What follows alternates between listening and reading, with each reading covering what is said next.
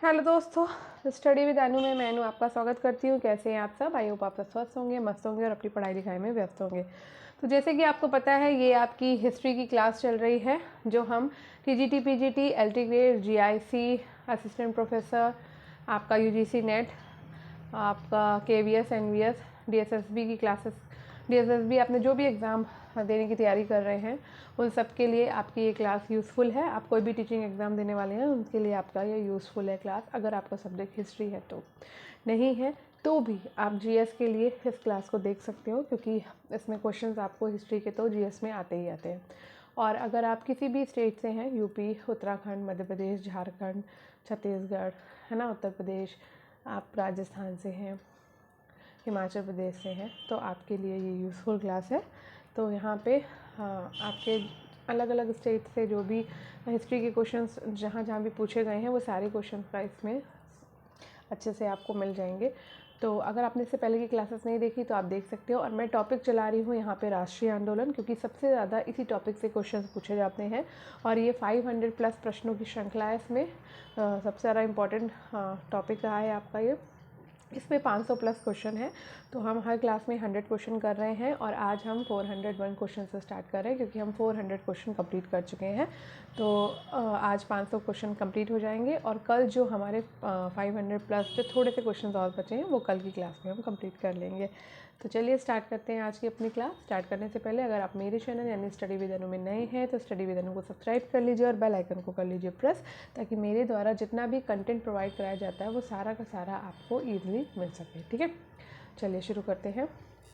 तो मैंने आज स्टडी विद अनु तो लिखा ही नहीं तो स्टडी विद अनु को सब्सक्राइब, शेयर और बेल आइकन को प्रेस करें। ठीक है, चलिए शुरू करते हैं। पहला क्वेश्चन है 1920 के भारतीय राष्ट्रीय कांग्रेस के कलकत्ता विशेष अधिवेशन में महात्मा गांधी के असहयोग प्रस्ताव का समर्थन किसने किया था? तो असहयोग प्रस्ताव का जो समर्थन है वो किया था मोतीलाल नेहरू ने। ठीक है, तो 1920 में गांधी जी ने खिलाफत कमेटी को अंग्रेजी हुकूमत के खिलाफ अहिंसक असहयोग आंदोलन छेड़ने की सलाह दी। ठीक है, 9 जून 1922 को, कब? 9 जून। ठीक है, 9 जून 1922 को इलाहाबाद में खिलाफत कमेटी ने इस सलाह को सर्वसम्मति से स्वीकार कर लिया और गांधी जी को इस आंदोलन की अगुवाई करने का आधार सौंपा। मई 1920 में अखिल भारतीय कांग्रेस कमेटी की बैठक हुई और सितंबर में कांग्रेस का विशेष अधिवेशन आयोजित करने का फैसला किया गया। सितंबर में कलकत्ता में कांग्रेस का अधिवेशन हुआ और कई वरिष्ठ नेताओं के विरोध के बावजूद असहयोग आंदोलन को कांग्रेस ने मंजूरी दे दी और इसे अपना आंदोलन मान लिया। विरोधियों में प्रमुख सीआर दास थे और समर्थक थे मोतीलाल नेहरू, सैफुद्दीन कुचलू, शौकत अली, याकूब हसन, डॉक्टर अंसारी, जितेंद्र नाथ बनर्जी, जबकि विरोधियों में सीआर दास, मदन मोहन मालवीय और एनी बेसेंट थे। नेक्स्ट है बारदोली सत्याग्रह के दौरान बंबई प्रेसिडेंसी का गवर्नर कौन था? तो बारदोली सत्याग्रह के दौरान बंबई प्रेसिडेंसी का गवर्नर था लेस्ली विल्सन। बारदोली सत्याग्रह आपका गुजरात के बारदोली तालुका में सन 1928 में हुआ था। बारदोली सत्याग्रह के दौरान बंबई प्रेसिडेंसी का गवर्नर लेस्ली विल्सन था। 1874 में जन्मे वल्लभ भाई पटेल इस आंदोलन के मुखिया थे। संगठनकर्ता, वक्ता, संघर्षशील व्यक्तित्व के रूप में वो पहले से ही जाने जाते थे। बारदोली सत्याग्रह में उन्हें सरदार की उपाधि दी गई थी और उन्हें ये खिताब दिया था बारदोली की औरतों ने। बारदोली की जनता आज भी वल्लभ भाई पटेल के भाषणों को याद करती है और उन भाषणों को जो किसानों के दिल को छू लेते थे।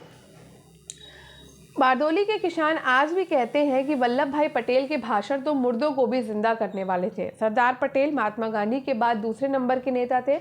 वल्लभ भाई पटेल की भागीदारी के कारण राजस्व अधिकारी मैक्सवेल ने कर सीमा घटाकर 6% कर दिया और इसी उपलब्धि पर यहाँ की महिलाओं ने वल्लभ भाई पटेल को सरदार की उपाधि दी थी।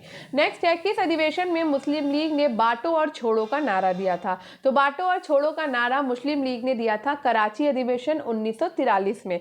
मुस्लिम लीग ने कराची अधिवेशन 1943 में प्रस्ताव पास कर बांटो और छोड़ो का नारा दिया था। अप्रैल 1943 में लीग के अध्यक्षीय भाषण में खुद जिन्ना ने खान अब्दुल गफ्फार खां के लिए जंगी पठानों को नामर्द बनाने तथा उनमें हिंदू प्रभाव फैलाने का इंचार्ज जैसे शब्दों का इस्तेमाल किया। सिंध के एक मुस्लिम नेता एचएम गजदर ने मार्च 1943 में कराची में लीग की सभा में कहा कि अगर हिंदू कायदे से पेश नहीं आए तो उन्हें उसी तरह खत्म करना होगा जैसे जर्मनी में यहूदियों को। जिन्ना जिन्ना के भाषणों का स्वर भी चूंकि ऐसा ही होता था, इसलिए वे इन नेताओं को ऐसी भाषा बोलने से रोकते भी तो कैसे। नेक्स्ट है all India trade union Congress AITUC के बंबई के प्रथम अधिवेशन की अध्यक्षता किसने की थी? तो ये की थी लाला लाजपत राय ने। 1920 में अखिल भारतीय ट्रेड यूनियन कांग्रेस एटक की स्थापना हुई थी। बंबई के मजदूरों के साथ लोकमान्य तिलक के काफी नजदीकी संबंध बन गए थे और एटक की स्थापना के पीछे प्रेरित करने वाले लोगों में उनका महत्वपूर्ण स्थान था। पंजाब के गरम दल के प्रसिद्ध नेता लाला लाजपत राय इसके पहले अध्यक्ष बने और दीवान चमन लाल बने महामंत्री। एटक के पहले अधिवेशन में लाला लाजपत राय ने इस बात पर जोर दिया कि भारतीय श्रमिकों को राष्ट्रीय स्तर पर संगठित होने में एक क्षण का समय नहीं खोना चाहिए। देश में संगठित होने, आंदोलन करने और शिक्षित करने की सबसे अधिक जरूरत है। हमें हर हाल में अपने मजदूरों को संगठित करना चाहिए और उन्हें वर्गगत चेतन बनाना चाहिए। नेक्स्ट है सूची 1 से सूची 2 को हमें मिलाना है, ठीक है। तो राजेंद्र लाहिड़ी जो है आपके गोंडा जेल में थे, सुखदेव को लाहौर सेंट्रल जेल में रखा गया था, रोशन सिंह को इलाहाबाद जेल में रखा गया और राम प्रसाद बिस्मिल को गोरखपुर जेल में रखा गया था और यहीं पर इन सबको फांसी भी दी गई थी, ठीक है। तो सुखदेव भगत सिंह राजगुरु को लाहौर सेंट्रल जेल में और राजेंद्र लाहिड़ी को गोंडा जेल में, रामप्रसाद बिस्मिल को गोरखपुर जेल में और रोशन सिंह को इलाहाबाद जेल में फांसी हुई थी। नेक्स्ट है जेल जिनमें विनायक दामोदर सावरकर, भाई परमानंद और आशुतोष लाहिड़ी ने अपना बंदी जीवन व्यतीत किया था, वो थी आपकी सेल्यूलर जेल, ठीक है।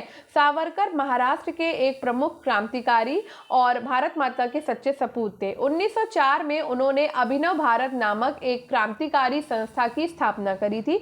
उनके नेतृत्व में चापेकर बंधु, श्यामजी कृष्ण वर्मा, गणेश सावरकर आदि क्रांतिकारियों ने ब्रिटिश सरकार का तख्ता पलटने के लिए अनेक आतंकवादी कार्य किए।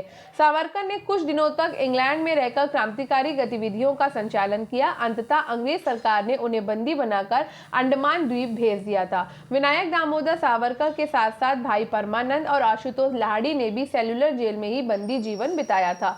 नेक्स्ट है निम्नलिखित में से कौन एक सही सुमेलित है? तो यहाँ पर एलन एक्टिवन ह्यूम, विलियम वेडरबर्न, ये आपके सही सुमेलित हैं। तो the Indian opinion Gandhi ji का दक्षिणी अफ्रीका से निकाला गया समाचार पत्र है। कॉमनवेल्थ एनी बेसेंट का पत्र है, ठीक है। और the Indian unrest Valentine Shirol का पत्र है। और एलन ऑक्टिवन ह्यूम की जीवनी के रचनाकार विलियम वेडरबर्न है। उन्होंने एओ ह्यूम की जीवनी लिखी थी जो 1913 में प्रकाशित हुई थी और सबसे पहले इसी जीवनी में 7 खंडों की एक गोपनीय रिपोर्ट की चर्चा की गई थी। ह्यूम के पास कांग्रेस की स्थापना से संबंधित जो दस्तावेज थे उन्हीं में वेडरबर्न को ऐसा दस्तावेज मिला जिस पर कोई तारीख नहीं पड़ी थी। वेडरबर्न ने ह्यूम की जीवनी में इस दस्तावेज का हवाला दिया है।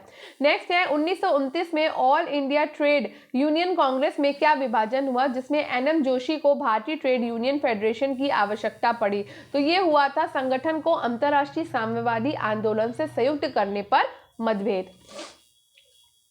तो 1929 में अखिल भारतीय ट्रेड यूनियन का विभाजन 2 भागों में हो गया। एनएम जोशी के नेतृत्व में नरमपंथी लोगों ने ट्रेड यूनियन से अलग होकर Indian trade union federation ITUF की स्थापना करी। भारतीय ट्रेड यूनियन कांग्रेस के विभाजन का महत्वपूर्ण कारण था साम्यवादियों का इस पर बढ़ता हुआ प्रभाव। 1928 के झरिया अधिवेशन के समय तक एटक में कम्युनिस्टों समेत वामपंथियों की स्थिति काफी प्रभावशाली हो गई थी और इसके बाद के सेशन की अध्यक्षता जब जवाहरलाल नेहरू कर रहे थे उसी दौरान एनएम जोशी के नेतृत्व में कुछ लोग इससे अलग हो गए और यहीं से मजदूर आंदोलन में अर्थवाद इकोनिज्म की प्रवृत्ति पनपनी शुरू हुई। 1928 के अंत में सरकार ने चिंतित होकर वो रिपोर्ट देनी शुरू कर दी कि मुश्किल से कोई जनसेवा अथवा उद्योग बचा होगा जिससे पूरी तरह अथवा आंशिक रूप से कम्युनिज्म जिसने समूचे देश को प्रभावित किया था। नेक्स्ट है सूची 1 से सूची 2 को मिलाना है। तो चंपारण में महात्मा गांधी, द स्प्रिंग यू टॉयज के साथ मिलेंगे ये तो ना, एक सेकेंड। तो चंपारण में Mahatma Gandhi, Rajendra Prasad, the spring tiger के हैं Hugh Toye, living in era के हैं DP मिश्र और Indian from Curzon to Nehru and after के हैं दुर्गा दास, ठीक है। तो ये इन सब की अपनी अपनी बुक्स है। उस ICS अफसर का नाम इंगित कीजिए जो कम्युनिस्ट आंदोलन के लिए गुप्त रूप से काम करता था और जिसने भारत में अंग्रेजी साम्राज्य पर भीतरघात किया था, तो वो था HV कामत। ठीक है, तो HV कामत कम्युनिस्ट आंदोलन के लिए गुप्त रूप से काम करते थे। भारतीय कम्युनिस्ट आंदोलन के पीछे रूसी क्रांति का प्रभाव मुख्य प्रेरक शक्ति थी।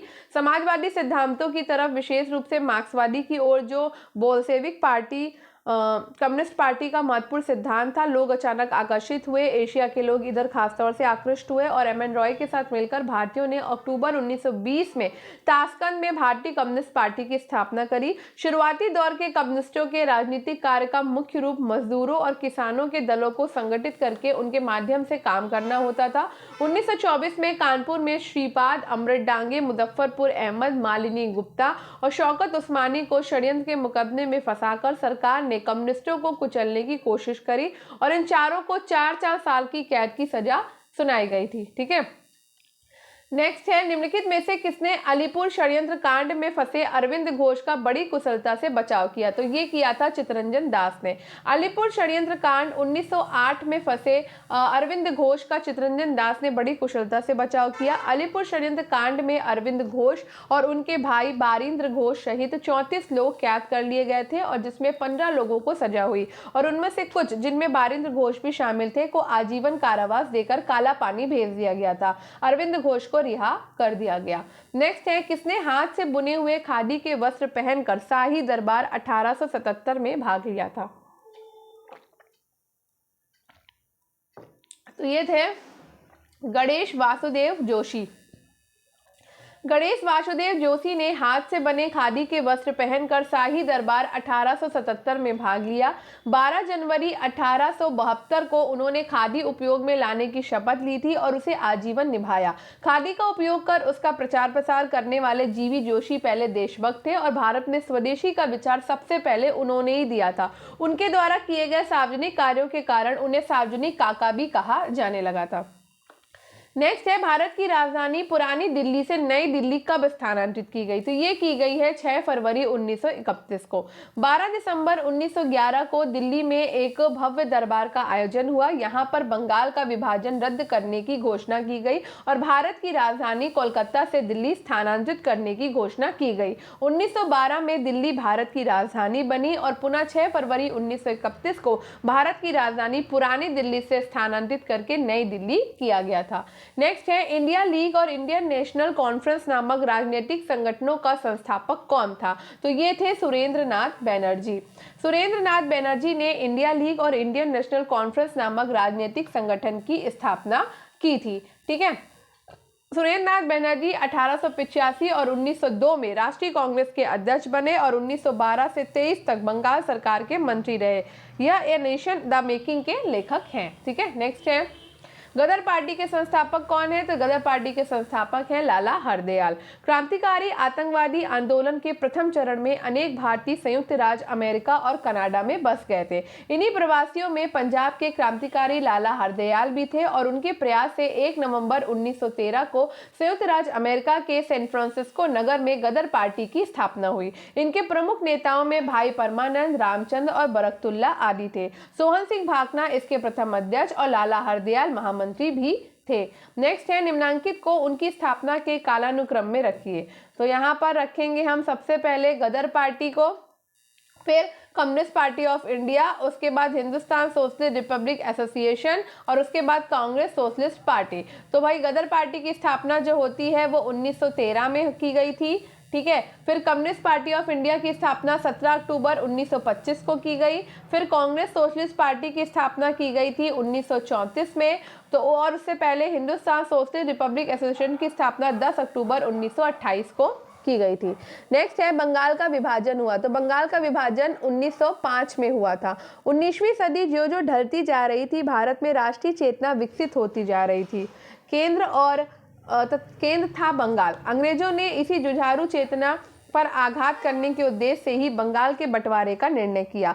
20 जुलाई 1905 को कर्जन ने बंगाल विभाजन की घोषणा करी और बंगाल विभाजन 16 अक्टूबर 1905 से प्रभावी हुआ था।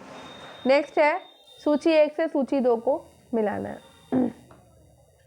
तो यहाँ पे श्री एस श्रीनिवास शास्त्री जो हैं वो इंडियन नेशनल लिबरेशन फेडरेशन से संबंधित हैं। वी.डी. सावरकर संबंधित हैं हिंदू महासभा से, और रामास्वामी नयकर हैं आपके जस्टिस पार्टी से, और बी.टी. रणदिवे हैं कम्युनिस्ट पार्टी से।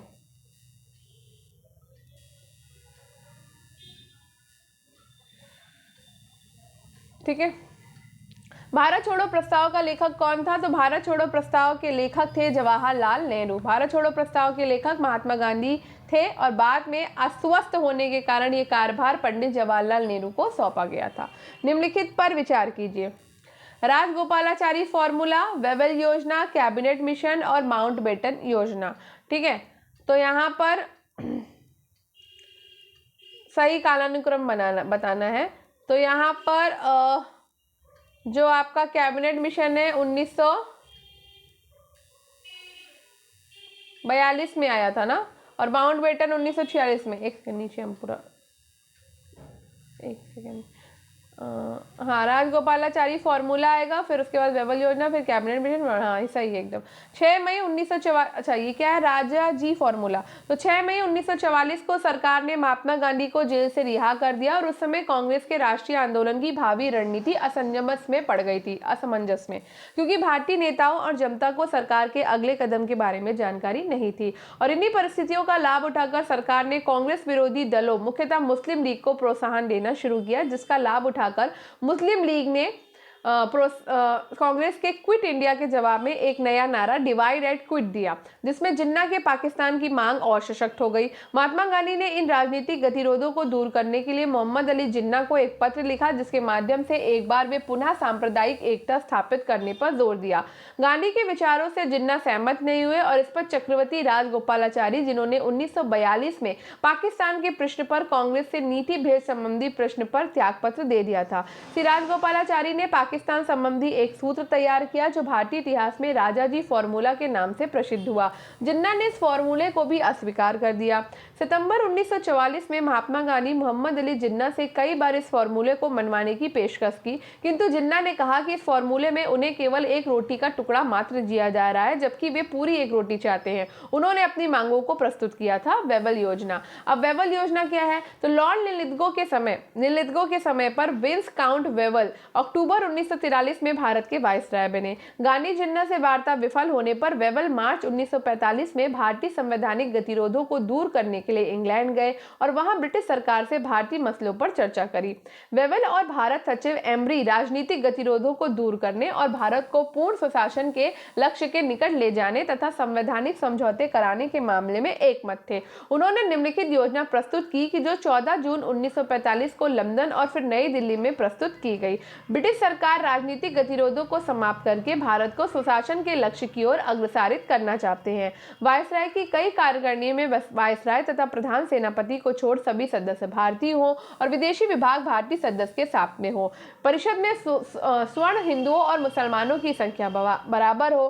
केंद्र में सवर्ण है, केंद्र में अस्थायी अंतरिम सरकार का निर्माण हो, और जिसमें गवर्नर जनरल आकरण विशेषाधिकारों का प्रयोग ना करें। भारत में अन्य उपनिवेशों की भांति अंग्रेजी वाणिज्य एवं व्यापारिक हितों की रक्षा हेतु उच्चायुक्त नियुक्त किए जाए, और भावी संविधान का निर्माण भारतीय स्वयं करे। शिमला सम्मेलन क्या था? तो वेबल योजना की घोषणा के बाद कांग्रेस कार्य समिति के सभी सदस्यों को रिहा कर दिया गया। गांधी पर जो नजरबंदी का आदेश था वो उसके पहले ही उठा लिया था। 14 जून को राजनीतिक नेताओं की एक बैठक 25 जून 1945 को शिमला में कराने की घोषणा की गई।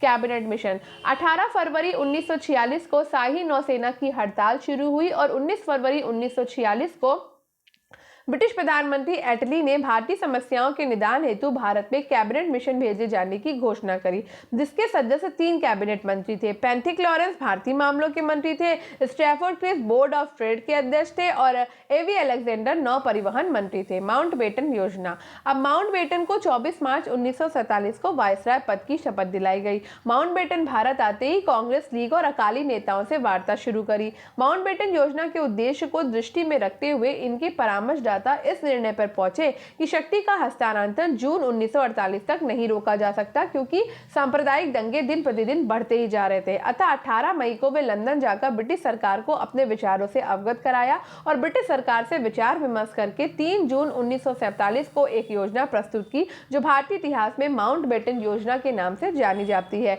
जिसमें निहित तथ्य निम्नलिखित थे। इस योजना में पाकिस्तान की स्थापना को स्वीकार कर लिया गया, किंतु संपूर्ण असम, पंजाब और बंगाल को उसमें शामिल नहीं किया गया। स्वतंत्रता की घोषणा 1947 में ही करने की अपनी इच्छा ब्रिटिश सरकार ने व्यक्त की। सिंध एवं असम, सिलहट जो मुस्लिम बहुल क्षेत्र था को जनमत संग्रह के माध्यम से अपने भाग्य के निर्णय का अवसर दिया जाए। यही अवसर पश्चिमी सीमा प्रांत और बलूचिस्तान को भी प्रदान किया गया। विभाजन की सीमा निर्धारण हेतु एक आयोग के गठित करने का प्रस्ताव भारत और पाकिस्तान के अधिरक्षियों के लेनदारियों और देनदारियों को विभाजित करने के लिए समझौता और देशी रियासतों को भारत और पाकिस्तान में शामिल होने की छूट, भारत और पाकिस्तान को राष्ट्रमंडल की सदस्यता से त्यागपत्र देने का अधिकार होगा। नेक्स्ट है, भारत की स्वतंत्रता के समय भारतीय राष्ट्रीय कांग्रेस के अध्यक्ष थे, तो भैया उस समय अध्यक्ष थे JB कृपलानी। भारत की स्वतंत्रता के समय भारतीय राष्ट्रीय कांग्रेस के अध्यक्ष JB कृपलानी थे।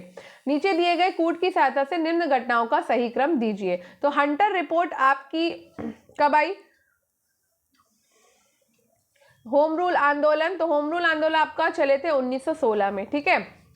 जलियांवाला बाग हत्याकांड कब होता है? 1919 में होता है। रॉलेट एक्ट भी आपका 1919 में ही आता है, ठीक है। तो 13 अप्रैल 1919 को जलियांवाला बाग नरसंहार की जांच हेतु 14 अक्टूबर 1919 को, तो पहले क्या होगा? जलियांवाला बाग हत्याकांड होगा 13 अप्रैल 1919 को। फिर 14 अक्टूबर 1919 को हंटर कमेटी गठित की जाएगी, जिसके अध्यक्ष VC हंटर थे और इसमें अन्य 3 अंग्रेज सदस्य थे और 3 भारतीय सदस्य भी थे, चिमनलाल शीतलवाड़, पंडित जगत नारायण और साहबजादा सुल्तान अहमद खां। हंटर कमेटी ने अपनी जांच रिपोर्ट मार्च 1920 में सौंपी थी। होम रूल आंदोलन प्रथम विश्व युद्ध के विस्फोट और 1914 में तिलक के कारावास की सजा पूरी होने पर उनकी रिहाई के बाद तिलक एवं एनी बेसेंट ने एक दूसरे के पारस्परिक सहयोग से होम रूल आंदोलन प्रारंभ करने का निर्णय लिया। अप्रैल 1916 में तिलक ने इंडियन होम रूल लीग की स्थापना करी और उसके 5 महीने के बाद सितंबर 1916 में एनी बेसेंट ने होम रूल लीग स्थापित की। जलियांवाला बाग हत्याकांड 13 अप्रैल 1919 को हुआ और रॉलेट एक्ट 10 दिसंबर 1917 को जस्टिस रॉलेट की अध्यक्षता में एक राजद्रोह यानी कि सेडिशन जांच कमेटी गठित की गई। इसके आधार पर 15 अप्रैल 1919 को कानून पास हुआ, उसे रॉलेट एक्ट कहते हैं, ठीक है। कौन गदर पार्टी से संबंधित नहीं था? तो गदर पार्टी से संबंधित कौन कौन थे? लाला हरदयाल थे, करताल सिंह थे, गणेश विष्णु पिंगले थे, लेकिन श्यामजी कृष्ण वर्मा गदर पार्टी से संबंधित नहीं थे। गदर पार्टी की स्थापना अमेरिका में लाला हरदयाल की प्रेरणा और प्रयत्नों से हुई और वो भारत माता सोसाइटी की योजना के अनुसार अमेरिका गए थे। भारत माता सोसाइटी सरदार किशन सिंह ने संगठित की थी और इसके प्रमुख सदस्यों में लाला हरदयाल भी थे। गदर पार्टी के मुख्य सदस्य लाला हरदयाल, भाई परमानंद, पंडित काशीराम, कतार सिंह सराबा, रामचंद्र और गणेश विष्णु पिंगले थे। श्यामजी कृष्ण ने विदेशों में भारतीय क्रांतिकारी आंदोलन का प्रचार प्रसार किया था और वे तिलक की सिफारिश पर लंदन गए थे। कुछ अंग्रेज मित्रों की सहायता से उन्होंने इंडियन सोशियोलॉजिस्ट नाम से एक अखबार शुरू किया और 1905 में होम रूल सोसाइटी एवं इंडिया हाउस की स्थापना की थी। अतः श्यामजी कृष्ण वर्मा गदर पार्टी से संबंधित नहीं थे। नेक्स्ट है, किस वायसराय के कार्यकाल में श्वेत विद्रोह हुआ था? तो रिपन के कार्यकाल में श्वेत विद्रोह हुआ। रिपन का कार्यकाल 1880 से 84 में रहा है, जिसमें श्वेत विद्रोह हुआ और ये विद्रोह इल्बर्ट बिल के खिलाफ यूरोपियों ने किया था। सर PC इल्बर्ट वायसराय की परिषद के विधि सदस्य थे और उन्होंने विधान परिषद में एक विधेयक रखा जिसे प्रायः इल्बर्ट बिल की संज्ञा दी जाती है। इस विधेयक का उद्देश्य ये था कि जाति भेद पर आधारित सभी न्यायिक अयोग्यताएं तुरंत समाप्त कर दी जाएं और भारतीय यूरोपीय न्यायाधीशों की शक्तियां समान कर दी जाएं। जो ही यह विधेयक प्रस्तुत किया गया कि एक बवंडर खड़ा हो गया। यूरोपीय लोगों ने इसे अपने विशेषाधिकारों पर कुठाराघात बताया। अपने विशेषाधिकारों की रक्षा हेतु यूरोपीय समुदाय ने एक प्रतिरक्षण संघ बनाया। अंततः रिपन को झुकना पड़ा और एक समझौते के अनुसार ऐसा निर्णय हुआ जो उद्देश्य था वो पूरा नहीं हो सका। निम्न में से कौन मोतीलाल नेहरू समिति का सदस्य नहीं था? तो मोतीलाल समिति के सदस्य अरविंद घोष नहीं थे। कौन कौन थे? सुभाष चंद्र बोस थे, GR प्रधान थे और सर अली इमाम थे। साइमन आयोग के बहिष्कार के परिणाम स्वरूप भारत के राजनीतिक दलों ने अपने वैचारिक मतभेदों को भुलाकर एक संयुक्त मंच की स्थापना करी, जिसे सर्वदलीय सम्मेलन कहा जाता है। 19 मई 1928 को सम्मेलन की बंबई बैठक में मोतीलाल नेहरू की अध्यक्षता में एक समिति बनाई गई, जिसके अन्य सदस्य थे तेज बहादुर स्प्रू, सर अली इमाम, Shoaib Qureshi, M.R. Jayakar, Subhash Chandra Bose, S.M. अडे, N.M. Joshi, Mangal Singh, G.R. प्रधान। जयकर ने बाद में समिति से अपना नाम वापस ले लिया था। इस समिति के द्वारा प्रस्तुत रिपोर्ट नेहरू स्प्रू रिपोर्ट या साधारणतः नेहरू रिपोर्ट कहलाती है। अरविंद घोष इस समिति के सदस्य नहीं थे। ये 1910 में पौंडीचेरी चले गए, जहां इन्होंने अपना जीवन ध्यान और आध्यात्मिक कार्यों में व्यतीत किया। नेहरू समिति में जवाहरलाल नेहरू सदस्य के रूप में नहीं बल्कि सचिव के रूप में कार्य किया था। नेक्स्ट है, किस वायसराय काल में भारत की राजधानी कलकत्ता से दिल्ली स्थानांतरित हुई थी? तो ये हुई थी हॉर्डिंग के कार्यकाल में। हॉर्डिंग द्वितीय, जो कि 1910 से 1916 के कार्यकाल में 1912 में ब्रिटिश राजधानी कलकत्ता से दिल्ली स्थानांतरित की गई। 1912 में ही दिल्ली को प्रांत बनाने की घोषणा की गई और 1916 में सैडलर कमीशन की नियुक्ति तथा वाराणसी में बनारस हिंदू विश्वविद्यालय की स्थापना भी इसी के कार्यकाल में की गई थी। चेम्सफोर्ड का कार्यकाल 1916 से 21 तक रहा है। रीडिंग का कार्यकाल 1921 से 26 तक रहा और कर्जन का कार्यकाल 1899 से 1905 तक रहा। नेक्स्ट है, किसने बाल गंगाधर को भारतीय अशांति का जनक कहा था? तो भारतीय अशांति का जनक कहा था वेलेंटाइन शिरोल ने। इंडियन अनरेस्ट के लेखक वेलेंटाइन शिरोल ने बाल गंगाधर तिलक को भारत में अशांति का जन्मदाता कहा था और इसके लिए तिलक ने शिरोल पर मानहानि का मुकदमा चलाया और उस उद्देश्य के लिए इंग्लैंड भी गए। यद्यपि तिलक मुकदमा हार गए, किंतु उससे उचित प्रभाव हुआ। वेलेंटाइन शिरोल ने आर्य समाज को भी भारतीय अशांति का जन्मदाता कहा है। नेक्स्ट है, निम्न व्यक्तियों को उनके स्थानों के साथ सुमेलित कीजिए और नीचे दिए गए कूट से सही उत्तर का चयन कीजिए। तो बाबा रामचंद्र कहाँ से थे? तो बाबा रामचंद्र हैं आपके फैजाबाद अवध से। स्वामी सहजानंद बिहार हाजीपुर से। वल्लभ भाई पटेल हैं बारडोली गुजरात से और NG रंगा हैं आपके गुंटूर आंध्र प्रदेश से। बाबा रामचंद्र महाराज के ब्राह्मण परिवार के थे और 13 वर्ष की आयु में ही घर बार छोड़कर निकल पड़े। घुमक्कड़ प्रवृत्ति के थे, फिजी चले गए और वहां मेहनत मजदूरी की और वहां से वे 1909 में लौटे, जो फैजाबाद उत्तर प्रदेश चले आए और उन्होंने अवध के किसानों को संगठित किया। स्वामी सहजानंद एक आजन्म सन्यासी थे, स्वतंत्रता सेनानी और बिहार के प्रमुख किसान नेता थे। इन्होंने 1929 में बिहार किसान सभा का गठन किया। इन्होंने अखिल भारतीय किसान सभा के विभिन्न सम्मेलनों की भी अध्यक्षता करी। किसानों के प्रति इनकी समर्पित सेवाओं के कारण इन्हें किसान प्राण कहा जाने लगा।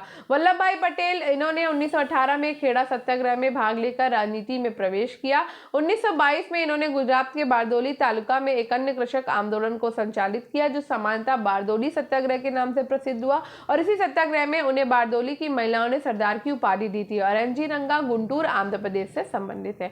नेक्स्ट है, किस वायसराय को भारतीय राष्ट्रवाद का उत्प्रेरक कहा गया है? तो कर्जन को भारतीय राष्ट्रवाद का उत्प्रेरक कहा गया। कर्जन 1899 से 1905 तक भारत का वायसराय रहा और इसे भारतीय राष्ट्रवाद का उत्प्रेरक कहा गया है। कर्जन का प्रशासन तीव्र गतिविधियों और यथार्थ कार्यकुशलता के लिए विख्यात रहा और कुख्यात भी। 1904 के बजट में कर्जन ने घोषणा की थी कि मेरी दृष्टि में शासित लोगों के संतोष का दूसरा नाम ही प्रशासन की कार्यकुशलता है। इसका कुल परिणाम था बंगभंग विरोधी संघर्ष के साथ भारतीय राष्ट्रवाद के इतिहास में एक नए चरण का आरंभ। नेक्स्ट है, मुस्लिम लीग का प्रथम अधिवेशन किस वर्ष हुआ? तो मुस्लिम लीग का पहला अधिवेशन हुआ था 1907 में। मुस्लिम लीग की स्थापना तो 30 दिसंबर 1906 को ढाका में हुई थी मुस्लिम एजुकेशन कॉन्फ्रेंस के अधिवेशन में, लेकिन नवाब वकारुल्लाह मुल्क उस कॉन्फ्रेंस के अध्यक्ष थे और लीग का जो वार्षिक अधिवेशन होता है वो 1907 में कराची में हुआ था, जिसमें लीग का संविधान स्वीकृत किया गया था।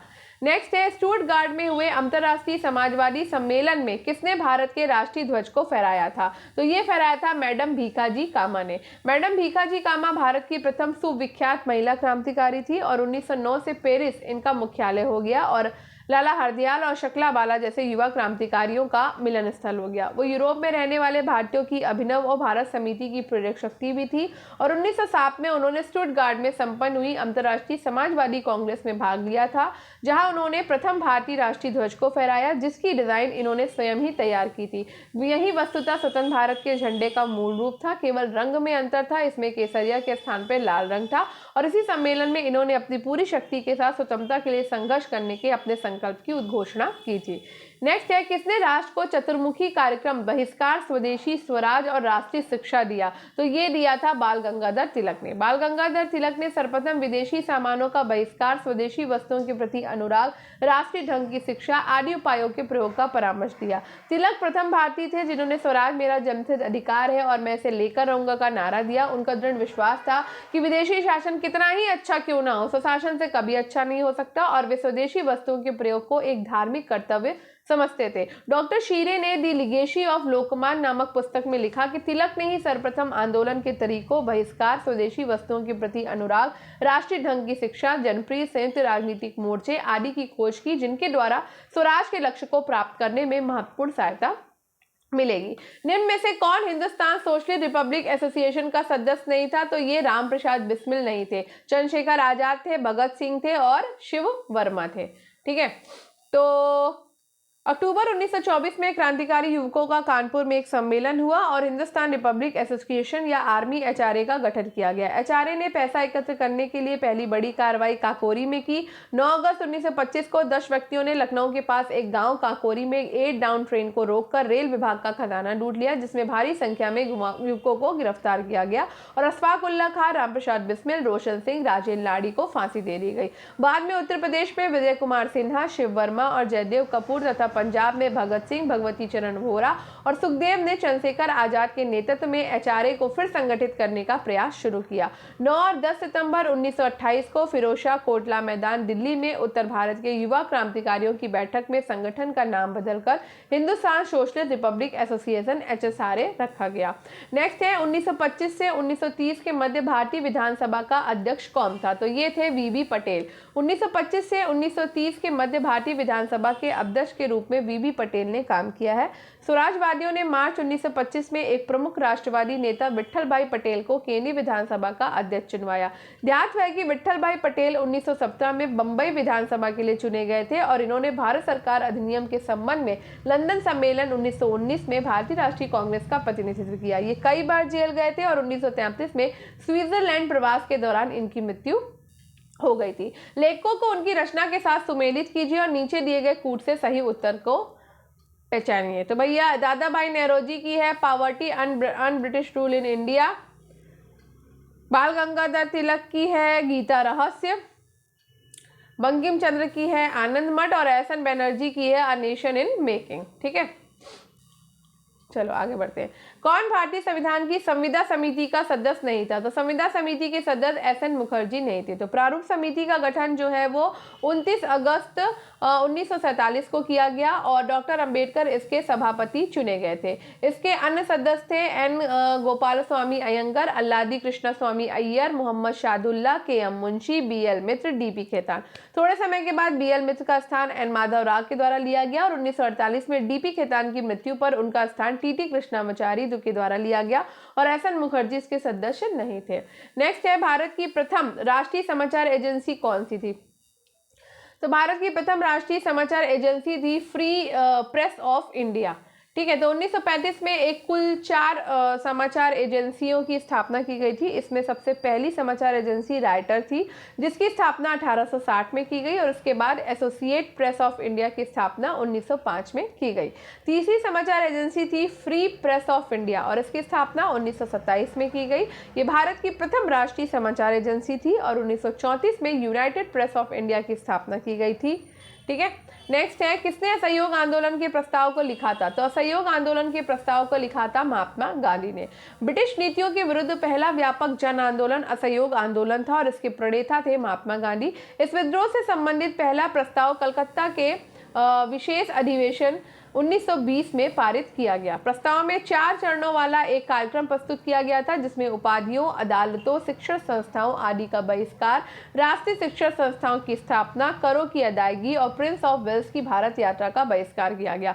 इस प्रस्ताव का प्रारूप स्वयं गांधी जी ने तैयार किया था। हालांकि चित्तरंजन दास ने इस प्रस्ताव का विरोध किया था, लेकिन मोतीलाल नेहरू सहित अन्य नेताओं के सहयोग से प्रस्ताव को पारित किया गया। अंततः नागपुर अधिवेशन में इस प्रस्ताव को अंतिम रूप से पारित किया गया। नेक्स्ट है भारतीय राष्ट्रीय कांग्रेस के लखनऊ अधिवेशन 1916 का अध्यक्ष कौन था? तो ये थे अंबिका चरण मजूमदार। भारतीय राष्ट्रीय कांग्रेस का लखनऊ अधिवेशन 1916 में आयोजित हुआ और इसके अध्यक्ष थे अंबिका चरण मजूमदार।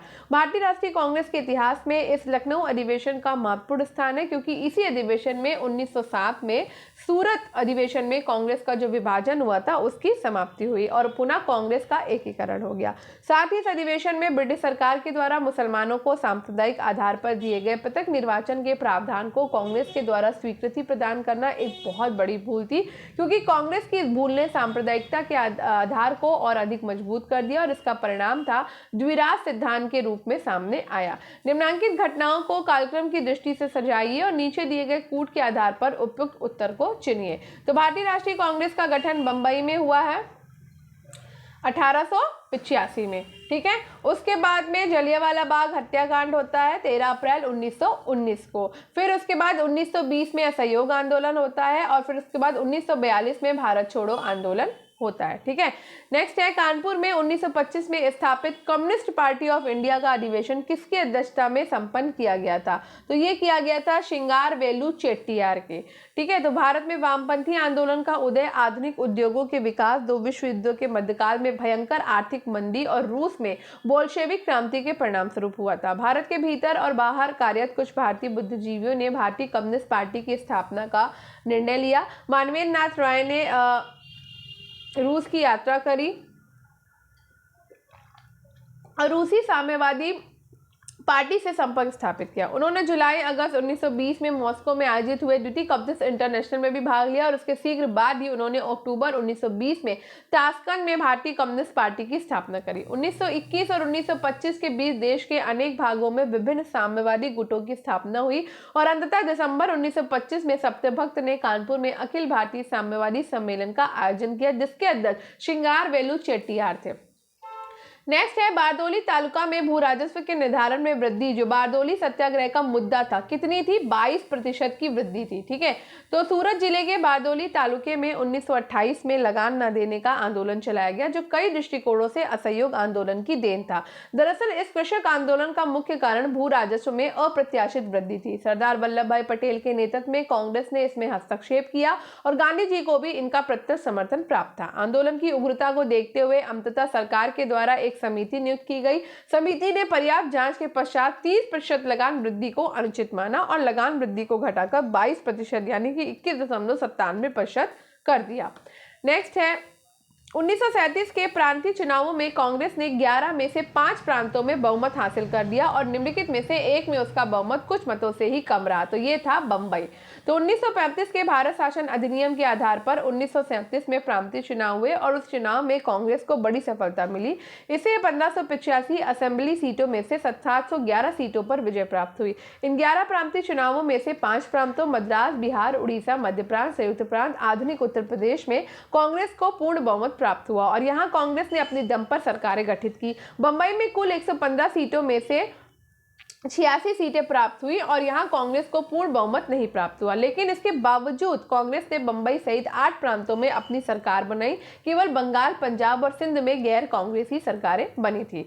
नेक्स्ट है अखिल भारतीय मुस्लिम लीग का संस्थापक कौन था? तो ये थे भैया नवाब सलीमुल्लाह खां।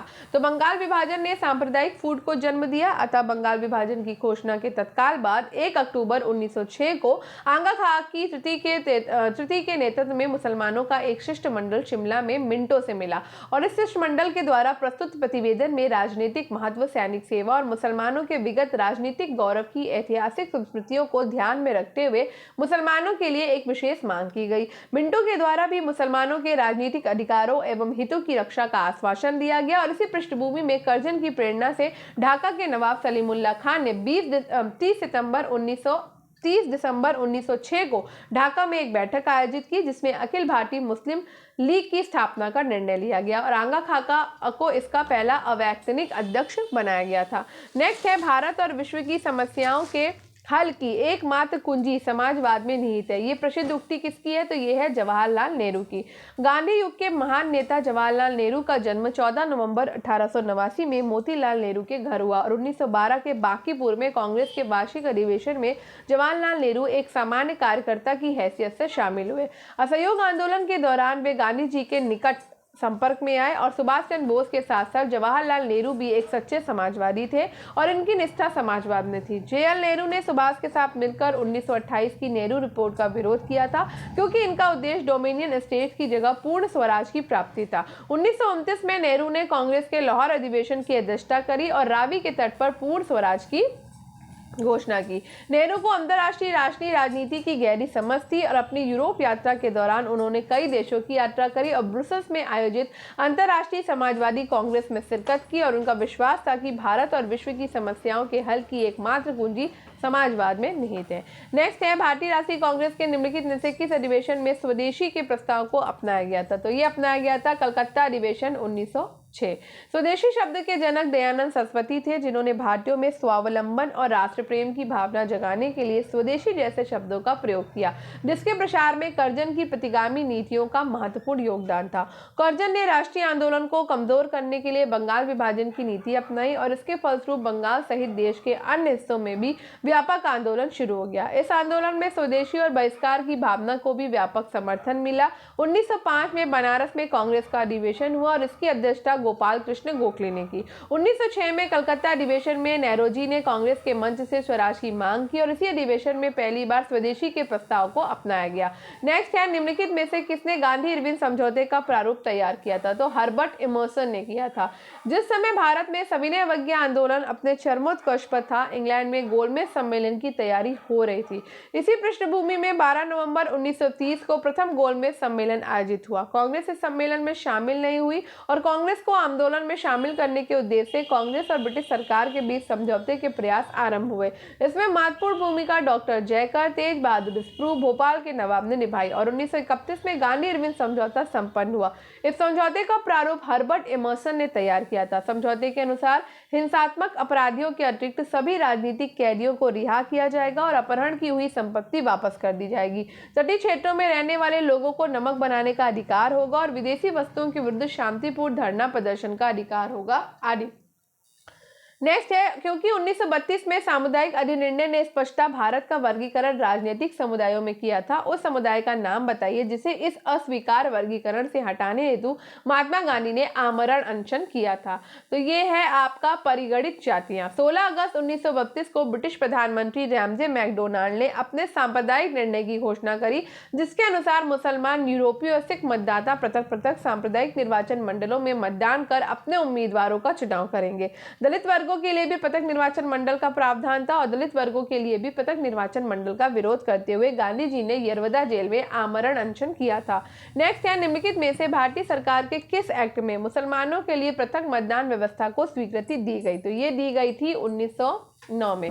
1909 के अधिनियम का सबसे बड़ा दोष मुसलमानों के लिए पृथक निर्वाचक मंडल प्रदान करना था। परिषदों में मुसलमान सदस्यों का निर्वाचन सामान्य निर्वाचन मंडल के द्वारा नहीं अपितु केवल मुसलमानों के लिए गठित पृथक निर्वाचक मंडल द्वारा किया जाता था। वस्तुतः इसका आशय यह है कि मुसलमान संप्रदाय को भारतीय राष्ट्रीय पूर्णतः पृथक वर्ग के रूप में स्वीकार किया जाए। नेक्स्ट है, कांग्रेस में स्वराज संगठन में निम्नलिखित में से किसका नाम सम्मिलित नहीं था? तो वल्लभ भाई पटेल का, मोतीलाल नेहरू का था, सीआर दास का था और हाकिम अजमल खान का भी था। तो कांग्रेस में स्वराज संगठन में मोतीलाल नेहरू, सीआर दास, विट्ठल भाई पटेल, हकीम अजमल खान जैसे नेता सम्मिलित थे, जबकि सरदार वल्लभ भाई पटेल अंसारी, राजगोपालाचारी, कस्तूरी रंगा आयंगर गांवों में गांधीवादी रचनात्मक कार्य करने के पक्ष में थे। गया अधिवेशन में काउंसिल प्रवेश का प्रस्ताव 1890 के मुकाबले 1740 के मतों से अस्वीकृत हो गया, किंतु दास और मोतीलाल नेहरू ने मार्च 1923 में आगामी नवंबर में होने वाले चुनाव लड़ने के लिए स्वराज पार्टी की स्थापना 1 जनवरी 1923 को कर डाली। नेक्स्ट है, भारत के मुसलमानों के लिए सर्वप्रथम एक अलग राज्य की मांग करने वाला व्यक्ति कौन था? तो ये था मोहम्मद इकबाल। भारत के मुसलमानों के लिए सर्वप्रथम एक अलग राज्य की मांग करने वाले व्यक्ति मोहम्मद इकबाल थे। इन्हें पृथक राज्य पाकिस्तान के विचार का प्रवर्तक माना जाता है। सर्व इस्लाम की भावना से प्रेरित होकर इकबाल ने 1930 के अखिल भारतीय मुस्लिम लीग के इलाहाबाद अधिवेशन में पृथक राज्य की मांग की। मुसलमानों के लिए एक पृथक स्वदेश जिसे पाकिस्तान कहा जाए, ये स्पष्ट विचार कैम्ब्रिज के एक अनुस्नातक विद्यार्थी रहमत अली के मन में उत्पन्न हुआ था। ठीक, नेक्स्ट क्वेश्चन है, बंगाल विभाजन के षड्यंत्र का उद्देश्य था। तो बंगाल विभाजन के षड्यंत्र का इसमें नहीं डालो। उद्देश्य था राष्ट्रीय स्वतंत्रता आंदोलन को कमजोर करना, हिंदू मुस्लिम एकता को खंडित करना और नए राज्य में हिंदुओं को अल्पमत में लाना। 20 जुलाई 1905 को कर्जन ने एक आज्ञा जारी करके बंगाल की 2 भागों में बांट दिया। ब्रिटिश सरकार का वास्तविक उद्देश्य बंगाल विभाजन से राष्ट्रीय स्वतंत्रता आंदोलन को कमजोर करना था, क्योंकि बंगाल राष्ट्रवाद का केंद्र माना जाता था। विभाजन का एक अन्य उद्देश्य हिंदुओं और मुसलमानों में फूट डालना भी था। पूर्वी बंगाल और असम का नया प्रांत विशेषकर इसलिए बनाया गया था कि इसमें मुसलमानों की जनसंख्या हिंदुओं से कम होगी। नेक्स्ट है, सरदार वल्लभ भाई पटेल को किस आंदोलन ने गांधी जी के अनुयायी बनने की प्रेरणा दी? तो ये दी थी खेड़ा में। तो 1918 में गुजरात के खेड़ा जिले के किसानों की फसल नष्ट होने के बावजूद सरकार ने लगान छोड़ने से एकदम इनकार कर दिया और पूरा लगान वसूल करने पर उतारू हो गई। गांधी जी ने किसानों का साथ दिया और उन्हें राय दी कि जब तक लगान में छूट नहीं मिलती है वे लगान देना बंद कर दे। सरदार वल्लभ भाई पटेल खेड़ा के किसान आंदोलन के दौरान ही गांधी जी के शिष्य बने हैं। ठीक, अब हमें यहाँ पर सूची 1 से सूची 2 को मिलाना है। तो लाला हरदयाल गदर पार्टी से संबंधित है, सुरेंद्र नाथ बनर्जी बंगाली, विपिन चंद्र पाल वंदे मातरम से और रामजी कृष्ण वर्मा इंडियन सोशियोलॉजिस्ट से। ठीक, लाला हरदयाल गदर, सुरेंद्र नाथ बनर्जी बंगाली, विपिन चंद्र पाल वंदे मातरम से, Ramji Krishna Varma Indian sociologist, Satish Chandra Mukherjee don, Krishna Chandra Mishra संजीवनी, भीमराव अम्बेडकर मूक नायक, सच्चिदानंद सिन्हा है सर्च लाइट। ठीक है, नेक्स्ट है, बाल गंगाधर तिलक ने किस तरह लोगों से राष्ट्रीय भावना करने का कार्य किया? तो ब्रिटिश सरकार की भारतीयों के विरुद्ध की गई जातियों को अपने पत्र केसरी में प्रकाशित करके, भगवान गणेश के सम्मान में उत्सवों को आयोजित करके और शिवाजी के संप्रदाय की पुनर्स्थापना करके और खिलाफत आंदोलन का समर्थन करके। आगे बढ़ते हैं। बाल गंगाधर तिलक प्रथम राष्ट्रवादी नेता थे जिन्होंने जनता से निकट संबंध स्थापित करने का प्रयत्न किया और इस दृष्टि से वो गांधी जी के अग्रगामी थे। इस उद्देश्य से उन्होंने अखाड़े, लाठी कल्ब, गौहत्या विरोधी सभाएं स्थापित की, शिवाजी और गणपति त्योहार आरंभ किए ताकि जनता में राष्ट्र सेवा की भावना जागे। उन्होंने अपने विचारों के प्रसार के लिए 2 समाचार पत्र अंग्रेजी में मराठा और मराठी में केसरी शुरू किए। तिलक ने खिलाफत आंदोलन को हिंदू मुस्लिम एकता स्थापित करने का, मुसलमान जनता को राष्ट्रीय आंदोलन में लाने का सुनहरा अवसर जाना। नेक्स्ट है, असहयोग एवं बहिष्कार का कार्यक्रम कांग्रेस ने कहां के अपने विशेष अधिवेशन में पारित किया था? तो ये किया था कलकत्ता में।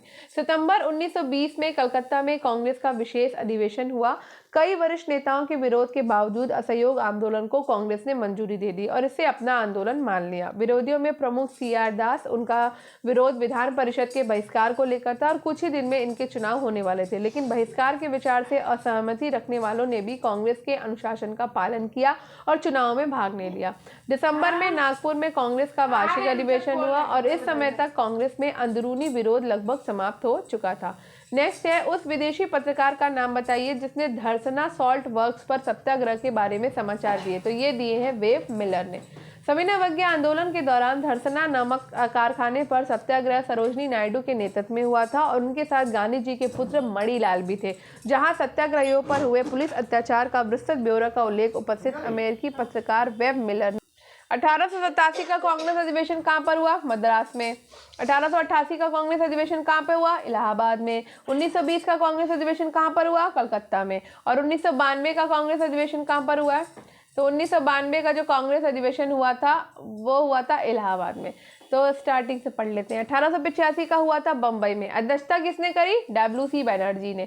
1886 का कहां पर हुआ? कलकत्ता में। अध्यक्षता किसने की? दादा भाई नौरोजी ने। 1887 का मद्रास में हुआ, अध्यक्षता करी बदरुद्दीन तैयब जी ने। 1888 का इलाहाबाद में हुआ, अध्यक्षता करी जॉर्ज जूले ने। 1889 का बम्बई में हुआ, अध्यक्षता की विलियम वेडरबर्न ने। 1890 का कलकत्ता में हुआ, अध्यक्षता की फिरोज शाह मेहता ने। 1891 का नागपुर में हुआ, अध्यक्षता करी P आनंद चार्लू ने। 1892 का इलाहाबाद में हुई WC बनर्जी ने। 1893 का लाहौर में किया, अध्यक्षता किसने की? दादाभाई नौरोजी ने। 1894 का मद्रास में हुआ और अध्यक्षता किसने की? अल्फ्रेड वेब ने। निम्नलिखित में से किस संगठन की स्थापना NM जोशी ने की थी? तो ये की थी अखिल भारतीय ट्रेड यूनियन कांग्रेस की स्थापना। अखिल भारतीय ट्रेड यूनियन कांग्रेस की स्थापना 1920 में नारायण मल्हार जोशी ने की और इसके अध्यक्ष थे लाला लाजपत राय। ये कटाक्ष की भारतवासी किसी संविधान पर एकमत होने में असमर्थ है, किसने किया था? ये किया था ब्रिकेन हेड ने। भारतीय राष्ट्रीय कांग्रेस के द्वारा साइमन कमीशन का बहिष्कार किए जाने पर भारत विषयक सचिव ब्रिकेनहेड ने ये कटाक्ष किया कि भारतवासी किसी संविधान पर एकमत होने में असमर्थ हैं। उसने भारतीय नेताओं को ऐसा संविधान बनाने की चुनौती दी जिसे सभी दलों का समर्थन व सहमति प्राप्त हो। फलतः 1928 में भारतीय नेताओं ने एक सर्वदलीय सम्मेलन बुलाया जिसमें संविधान का प्रारूप तैयार करने के लिए मोतीलाल नेहरू की अध्यक्षता में एक समिति गठित की गई। नेहरू समिति ने 28 अगस्त 1928 को अपनी रिपोर्ट प्रस्तुत की है।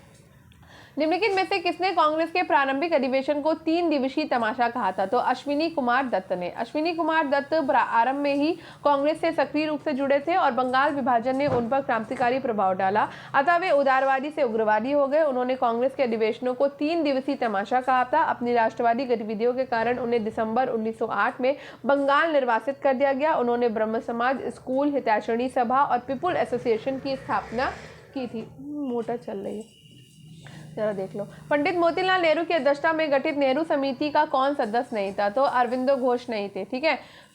भारत सचिव ब्रिकेनहेड की चुनौती को स्वीकार करते हुए भारतीय नेताओं ने संविधान निर्माण करने के लिए पंडित मोतीलाल नेहरू की अध्यक्षता में एक समिति गठित की 1928 में, और इस समिति के सदस्य थे तेज बहादुर स्प्रू, अली इमाम, शोएब कुरैशी, सुभाष चंद्र बोस, एस अड़े जयकर, एनएम जोशी और मंगल सिंह। जयकर ने बाद में समिति में अपना नाम वापस ले लिया था। अरविंद घोष नेहरू समिति के सदस्य नहीं थे।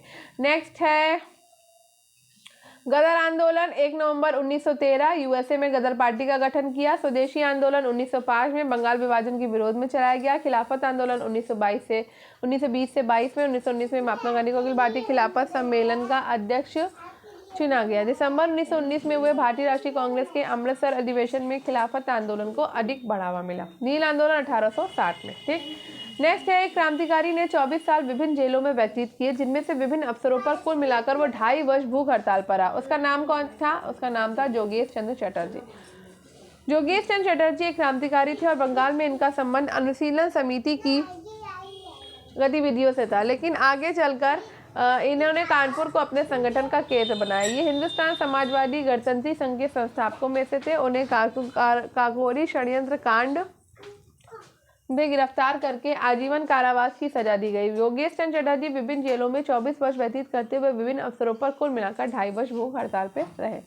नेक्स्ट है, पूर्ण स्वराज की वचनबद्धता के साथ भारत में प्रथम स्वतंत्रता दिवस कब मनाया गया? ये मनाया गया था 26 जनवरी 1930 को। ठीक है। तो भारतीय राष्ट्रीय कांग्रेस के लाहौर अधिवेशन 1929 में नेहरू रिपोर्ट को निरस्त घोषित कर दिया गया और राष्ट्रीय आंदोलन का लक्ष्य पूर्ण स्वराज या पूर्ण स्वतंत्रता निर्धारित किया गया। 31 दिसंबर 1929 को जवाहरलाल नेहरू ने लाहौर में रावी के तट पर भारतीय स्वतंत्रता का झंडा फहराया। कांग्रेस कार्य समिति के द्वारा 2 जनवरी 1930 को अपनी बैठक में तय किया गया कि 26 जनवरी 1930 का दिन पूर्ण स्वराज दिवस के रूप में मनाया जाए। नेक्स्ट है, कांग्रेस ने अगस्त 1942 में प्रसिद्ध भारत छोड़ो प्रस्ताव पारित किया था। तो ये कब किया था? तो ये किया था वार्धा में। 14 जुलाई 1942 को वार्धा में हुए कांग्रेस कार्य समिति की बैठक में एक लंबा प्रस्ताव पारित किया गया, जिसे सामान्यतः भारत छोड़ो प्रस्ताव प्रस्ताव कहा जाता है। 7 अगस्त 1942 को बंबई में हुई अखिल भारतीय कांग्रेस समिति की बैठक में भारी बहुमत से वार्धा प्रस्ताव की पुष्टि की गई। बंबई में जिस स्थान पर कांग्रेस समिति की बैठक में भारत छोड़ो प्रस्ताव की पुष्टि की गई, वो स्थान अब अगस्त क्रांति मैदान के नाम से प्रसिद्ध है और भारत छोड़ो आंदोलन को अगस्त क्रांति भी कहा जाता है। निम्नलिखित में से कौन काकोरी षड्यंत्र में सम्मिलित नहीं था? सूर्यसेन नहीं थे, रामप्रसाद बिस्मिल थे, रोशन लाल थे और अशफाक उल्ला थे। 9 अगस्त 1925 को उत्तर प्रदेश के क्रांतिकारियों ने सहारनपुर लखनऊ लाइन पर काकोरी जाने वाली मालगाड़ी को सफलतापूर्वक लूटा और इस काकोरी कांड के अभियोग में जनता ने बहुत सी सहानुभूति का प्रदर्शन किया। काकोरी कांड में रामप्रसाद बिस्मिल, रोशन लाल, अशफाक उल्ला खां, राजेंद्र लाहिड़ी को दंडित किया गया और सूरसेन काकोरी कांड से संबंधित नहीं है। उन्होंने बंगाल में अप्रैल 1930 में चटगांव शस्त्रागार पर धावा बोला था और अपने आप को प्रांतीय स्वतंत्र भारत सरकार का प्रधान घोषित किया। 1933 में उन्हें फांसी पे लटका दिया गया था। नेक्स्ट है, भारतीय राष्ट्रीय कांग्रेस का नामकरण किसने किया? तो भैया ये किया था दादा भाई नेहरू जी ने। ठीक है। भारतीय सिविल सेवा के अवकाश प्राप्त ब्रिटिश अधिकारी एओ ह्यूम ने 1884 में भारतीय राष्ट्रीय संघ की स्थापना की, जो भारतीय राष्ट्रीय कांग्रेस का अग्रदूत था और इसका पहला अधिवेशन 28 दिसंबर 1885 को बंबई में हुआ और दादा भाई नेहरू जी के सुझाव पर इस संगठन का नाम बदलकर भारतीय राष्ट्रीय कांग्रेस कर दिया गया। नेक्स्ट है, निम्नलिखित में से कौन भारतीय राष्ट्रीय कांग्रेस का अध्यक्ष नहीं रहा है? तो एओ ह्यूम नहीं रहे हैं, ये इसके अध्यक्ष नहीं थे। ठीक है। तो एओ ह्यूम जो है वो संस्थापक है, प्रथम महासचिव है, लेकिन अध्यक्ष नहीं है। अध्यक्ष कौन थे? तो 1885 में भारतीय राष्ट्रीय कांग्रेस की स्थापना उन्होंने ही करी है, लेकिन अध्यक्ष नहीं थे। तो गांधी जी ने 1923 में बेलगांव अधिवेशन की अध्यक्षता करी, अंबिका चरण मजूमदार ने 1916 में लखनऊ अधिवेशन की करी है और सरदार पटेल ने 1931 में कराची अधिवेशन की अध्यक्षता करी। 1928 में हिंदुस्तान सोशलिस्ट रिपब्लिक एसोसिएशन की स्थापना कहाँ पर हुई? दिल्ली में। काकोरी षड्यंत्र कांड के एकमात्र बचे हुए फरार व्यक्ति थे चंद्रशेखर आजाद के नेतृत्व में क्रांतिकारियों ने एक नए दल की बैठक करी 9 से 10 सितंबर 1928 को दिल्ली के फिरोज शाह कोटला मैदान में। यहीं पर हिंदुस्तान सोशलिस्ट रिपब्लिक एसोसिएशन की स्थापना है और इसका उद्देश्य भारत में समाजवादी गणतंत्रवादी राज्य की स्थापना करना था। जी के लिए बोला था। नेक्स्ट है, किसने 1920 के कलकत्ता के विभेद अधिवेशन में गांधी के असहयोग के प्रस्ताव का समर्थन किया था? तो ये किया था मोतीलाल नेहरू ने।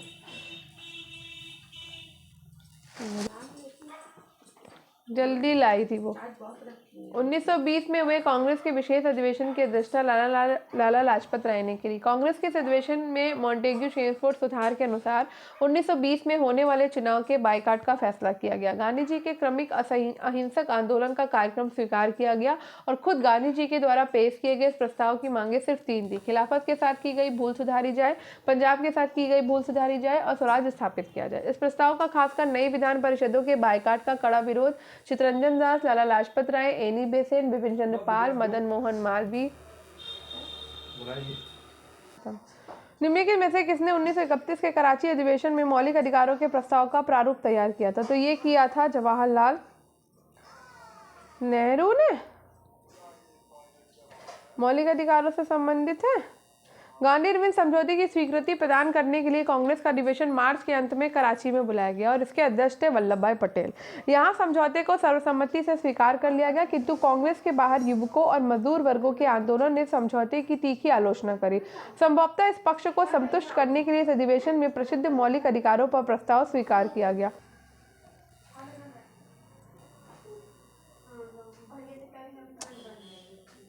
एक सेकेंड, मैं कहाँ भूल गई। यहाँ समझौते को सर्वसम्मति से स्वीकार कर लिया गया, किंतु कांग्रेस के बाहर युवकों और मजदूर वर्ग के आंदोलन ने समझौते की तीखी आलोचना करी।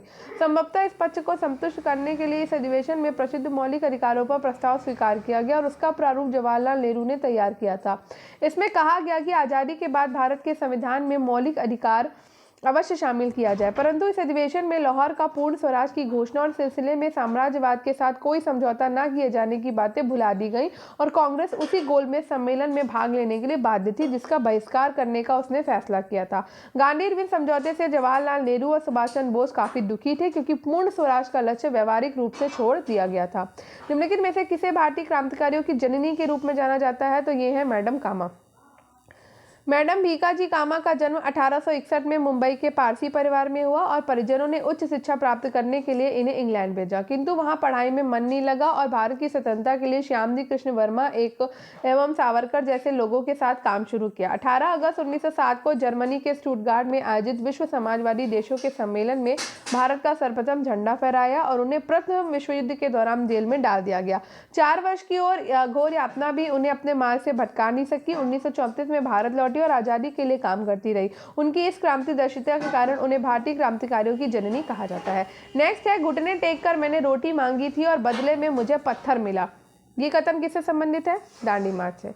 तो सत्याग्रह आंदोलन शुरू करने से पहले गांधी जी ने 2 मार्च 1930 को वायसराय को एक पत्र लिखा जिसमें भारत पर ब्रिटिश शासन के दुष्प्रभावों की चर्चा की गई थी। उन्होंने कहा कि यदि अंग्रेजी सरकार ने उन मांगों को पूरा करने का कोई प्रयत्न नहीं किया तो वो 12 मार्च को नमक कानून का उल्लंघन करके फैसला ये हुआ कि पहले वे और उनके कुछ चुने हुए साथी नमक कानून तोड़ेंगे। सामूहिक रूप से सविनय अवज्ञा तभी शुरू की जाएगी जब वे गिरफ्तार हो जाएंगे अथवा वे इसके लिए जनता का आह्वान करेंगे। वायसराय ने पत्र का जो जवाब भेजा था वो काफी असंतोषजनक था, परंतु इससे अधिक अंग्रेजों से आशा भी क्या की जा सकती थी। गांधी जी उसके प्रत्युत्तर में लिखा कि मैंने रोटी मांगी थी और मुझे पत्थर मिला। गांधी जी योजना अनुसार अपने 78 चुने हुए शिष्यों के साथ समुद्र के किनारे दांडी यात्रा शुरू करी और करीब 200 मील की पदयात्रा 24 दिनों में पूरी करके वे 5 अप्रैल को दांडी पहुंच गए। 6 अप्रैल को प्रातः गांधी ने समुद्र तट से नमक एकत्र किया और इस प्रकार नमक कानून का उल्लंघन किया। 6 अप्रैल 1930 के बाद देशव्यापी सत्याग्रह और अवज्ञा आंदोलन प्रारंभ हो गया। अंततः धरसना नमक कारखाने पर अधिकार की घोषणा के साथ 5 मई को सरकार ने गांधी जी को गिरफ्तार कर लिया। भारत छोड़ो आंदोलन के नेताओं को गिरफ्तार करने हेतु ब्रिटिश सरकार के द्वारा चलाया गया अभियान था। तो ये अभियान था आपका ऑपरेशन जीरो आवर। गांधी ने 8 अगस्त 1942 को अखिल भारतीय कांग्रेस समिति के सम्मेलन में कहा कि मामूली संघर्ष का अर्थ आंदोलन की शुरुआत नहीं है। आपने केवल अपनी शक्ति मेरे हाथ में दी है। मैं अब वायसराय से भेंट करूंगा और उसके द्वारा कांग्रेस की मांग स्वीकार करने की प्रतीक्षा करूंगा। परंतु गांधी के वायसराय से मिलने से पहले ही सरकार ने आधी रात को ऑपरेशन जीरो आवर के तहत 9 अगस्त 1942 को गांधी जी और अन्य सभी कांग्रेसी नेताओं को बंदी बना लिया। गांधी को पूना के आगा खाके महल में नजरबंद रखा गया और कांग्रेसी कार्य समिति के सदस्यों जवाहरलाल नेहरू, अबुल कलाम आजाद, आसफ अली, गोविंद वल्लभ पंत, डॉक्टर प्रफुल्ल चंद्र घोष, पट्टाभी सीतारमैया, डॉक्टर सैयद महमूद, आचार्य कृपलानी को अहमदनगर किले में रखा गया। कांग्रेस कार्य समिति के सदस्य डॉक्टर राजेंद्र प्रसाद को पटना में नजरबंद रखा गया और ये कांग्रेसी नेता 15 जून 1945 तक बंदी गृह में रहे। और इसके साथ ही अंग्रेजी सरकार ने अखिल भारतीय कांग्रेस समिति, कांग्रेस कार्यकारिणी और प्रांतीय कांग्रेस समिति को भी गैर कानूनी घोषित कर दिया। नेक्स्ट है 1939 के त्रिपुरी के भारतीय राष्ट्रीय कांग्रेस के अधिवेशन में निम्नलिखित में से किसने अध्यक्षीय उद्बोधन का अंग्रेजी अनुवाद पढ़ा था? तो ये पढ़ा था शरद चंद्र बोस ने। 1939 के त्रिपुरी जबलपुर के भारतीय राष्ट्रीय कांग्रेस के अधिवेशन में सुभाष चंद्र बोस खराब स्वास्थ्य, तेज बुखार के कारण त्रिपुरी अधिवेशन के उद्घाटन सत्र में हिस्सा नहीं ले पाए थे, जिसके कारण सत्र अध्यक्षता मौलाना आजाद के द्वारा की गई और सुभाष चंद्र बोस का अध्यक्षीय भाषण आचार्य नरेंद्र देव के द्वारा हिंदी और शरद चंद्र बोस के द्वारा अंग्रेजी में पढ़ा गया। मुस्लिम लीग के प्रथम अध्यक्ष कौन थे? नवाब वकार उल मुल्क मुश्ताक हुसैन। तो 30 दिसंबर 1906 को जब ढाका में मोमडन एजुकेशनल कॉन्फ्रेंस की बैठक हो रही थी, तभी उस अधिवेशन को ढाका के नवाब वकार उल मुल्क मुश्ताक हुसैन की अध्यक्षता में अखिल भारतीय मुस्लिम लीग की स्थापना की गई। 1908 में आगा खां को मुस्लिम लीग का स्थायी अध्यक्ष बनाया गया और लीग का प्रारंभिक नेतृत्व नवाबों और जमींदारों के हाथों में रहा। 1908 में अमृतसर के अधिवेशन में 40 सदस्यीय एक केंद्रीय समिति की स्थापना की गई और उसके बाद इसकी प्रांतीय शाखाएं स्थापित की गई। मुस्लिम लीग की स्थापना में अलीगढ़ कॉलेज के प्रिंसिपल WAV ऑकवोल्ड और अलीगढ़ कॉलेज के सेक्रेटरी मोहसिन उल मुल्क को प्रमुख भूमिका थी।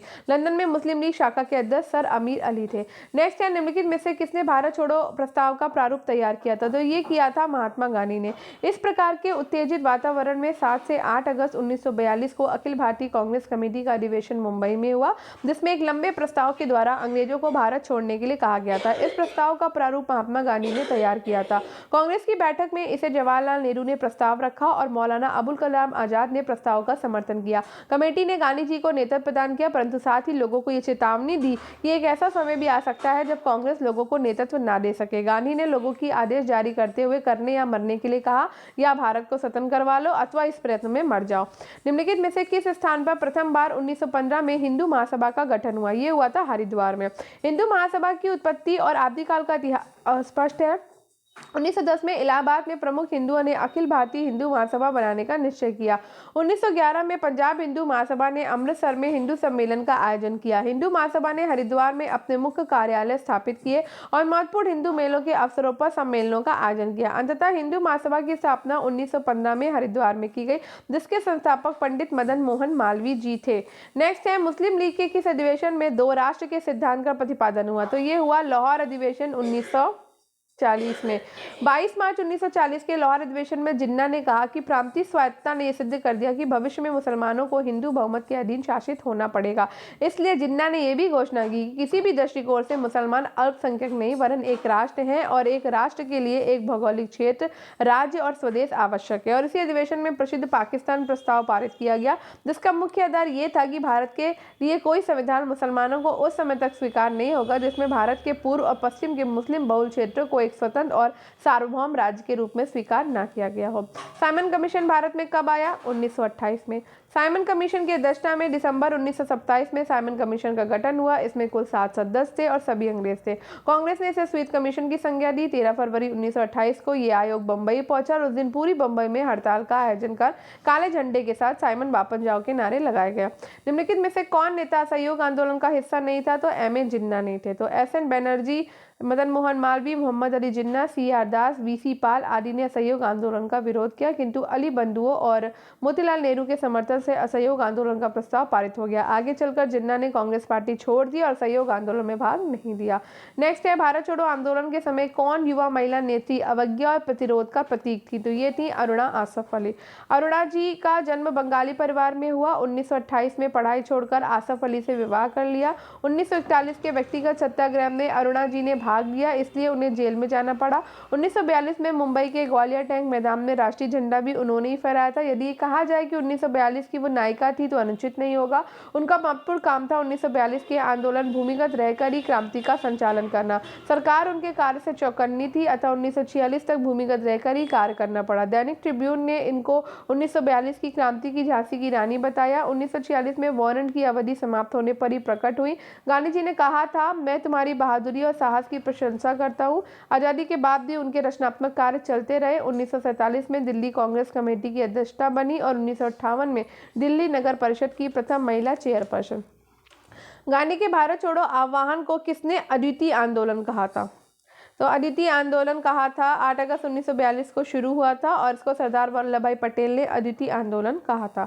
बिजौलिया आंदोलन किससे संबंधित है? तो बिजौलिया आंदोलन आपका राजस्थान से संबंधित है। महाराणा के ठिकानेदार राव कृष्ण सिंह के द्वारा चंवरी और तलवार बंदी कर लगाए जाने के विरुद्ध बिजौलिया कृषक आंदोलन अशोक परमार के द्वारा शुरू किया गया था। 1916 में विजय सिंह पथिक ने इसका नेतृत्व किया और सीताराम दास की अध्यक्षता में किसान पंच बोर्ड की स्थापना करी और किसानों को युद्ध ऋण देने से मना कर दिया। इस स्थिति की बिगड़ती देखकर भारत सरकार ने AGG हॉलैंड को बिजौलिया भेजा। किसानों और हॉलैंड के मध्य समझौता हुआ। 84 में से 33 लगान माफ कर दिए गए और 3 साल में भूमि बंदोबस्त का आश्वासन दिया गया, किंतु ठिकानेदारों ने समझौतों का पालन नहीं किया। अंततः जमनालाल बजाज, मेवाड़ के प्रधानमंत्री विजय राघवाचार्य ने प्रतापमंडल के नेताओं से वार्ता कर आंदोलन को समाप्त करवाया और इस किसान आंदोलन ने राजनीतिक चेतना उत्पन्न करने में असाधारण भूमिका का निर्वाह किया। भारत में राष्ट्रीय आंदोलन के विकास में निम्नलिखित में से किस पुस्तक का संबंध रहा है? तो ये रहा है आनंद मठ का। बंकिम चंद्र चट्टोपाध्याय के प्रसिद्ध उपन्यास आनंद मठ का कथानक सन्यासी विद्रोह पर आधारित है। तीर्थ स्थानों पर आने जाने पर लगे प्रतिबंधों से सन्यासी बहुत क्षुब्ध थे। सन्यासियों की अन्याय के विरुद्ध लड़ने की परंपरा थी और उन्होंने जनता से मिलकर कंपनी की कोठियों और कोषों पर आक्रमण किए। वे लोग कंपनी के सैनिकों के विरुद्ध बहुत वीरता से लड़े और वॉरेन हेस्टिंग बहुत वीरता के बाद भी इस विद्रोह को दबा पाया था। आनंद मठ में संकलित इसके कथानक परवर्ती काल तक लोगों को अंग्रेजी राज से लड़ने की प्रेरणा देते रहे और ये विद्रोह 1770 से लेकर 1820 तक चला था। भारतीय राष्ट्रीय कांग्रेस के निम्नलिखित में से किस अधिवेशन में निकासी के सिद्धांत को औपचारिक रूप से स्वीकार किया गया? तो बनारस अधिवेशन 1905, कलकत्ता अधिवेशन 1906, सूरत अधिवेशन 1907। उपयुक्त में से कोई भी नहीं है। तो भारतीय राष्ट्रीय कांग्रेस ने 1896 में अपने कलकत्ता अधिवेशन में आधिकारिक तौर पर बहिर्गमन के सिद्धांत को स्वीकार किया था और इस अधिवेशन की अध्यक्षता MA साइनी ने की, अतः इसका संबंध 1906 के कलकत्ता अधिवेशन से नहीं है। अब यहाँ पे व्यक्ति और आंदोलन को मिलाना है हमको। तो बाबा राम सिंह का आंदोलन था नामधारी आंदोलन। मिर्जा गुलाम अहमद का था अहमदिया आंदोलन। मुकुंद दास का था सत्य महिमा धर्म और नौरोजी फरदौन जी का था रहनुमाई।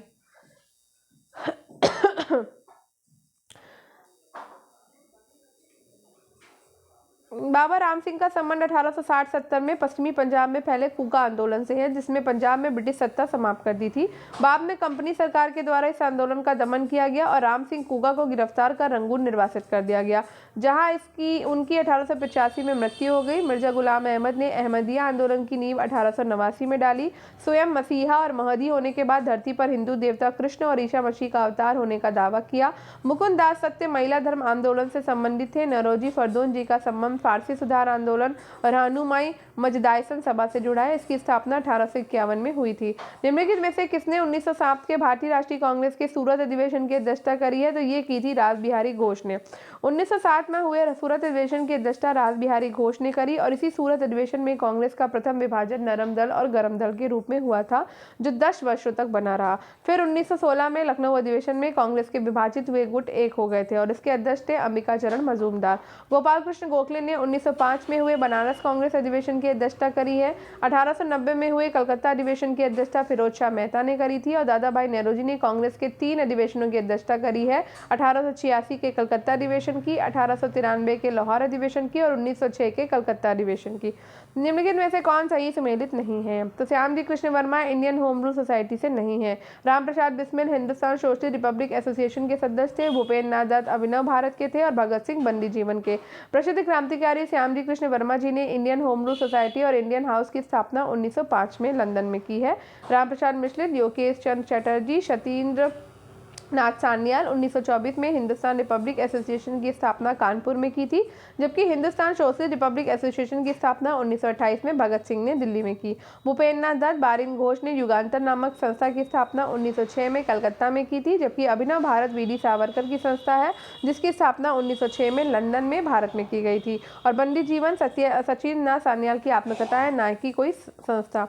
भारत छोड़ो आंदोलन के दौरान अपने बंदी बनाए जाने से पहले महात्मा गांधी ने लोगों के लिए निम्नलिखित में से कौन सा आदेश निर्धारित नहीं किया था? तो अपने को ब्रिटिश सम्राट के प्रजा के रूप में देखें, ये नहीं किया था। करो और मरो दिया था। सरकारी प्रशासन को संपूर्ण हड़ताल के माध्यम से पंगु बनाए और मृत्यु के जोखिम पर भी राष्ट्र को जीवंत बनाए। तो गांधी जी ने 1942 के जन आंदोलन में कभी नहीं कहा कि अपने को ब्रिटिश सम्राट के प्रजा के रूप में देखें, अपितु अपने बंदी बनाए जाने से पहले गांधी जी के द्वारा दिए गए भाषणों का कुछ अंश है।